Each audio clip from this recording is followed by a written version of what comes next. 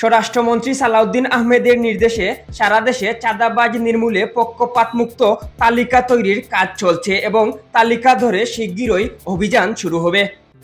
শনিবার 11 এপ্রিল দুপুরে রাজধানীর কারওয়ান বাজারে এক সংবাদ সম্মেলনে র্যাবের লিগ্যাল অ্যান্ড মিডিয়া উইংয়ের পরিচালক MZM ইন্তেখাব চৌধুরী এ তথ্য জানান।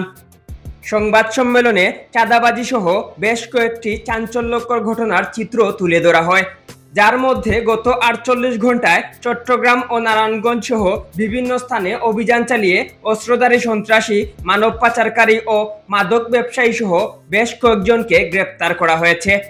এর মধ্যে চট্টগ্রামের বাকলিয়ায় ব্যবসায়ীর কবজি বিচ্ছিন্নের ঘটনায় একজনকে আটক করা হয়েছে। পাশাপাশি পতেঙ্গা উপকূলে ট্রলারে অভিযান চালিয়ে 5 লাখ পিস ইয়াবা সহ গ্রেপ্তার হয়েছেন 9 জন।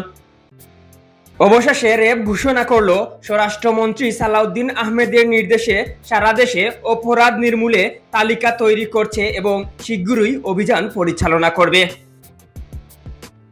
ডেস্ক রিপোর্ট, আধুনিক কাগজ।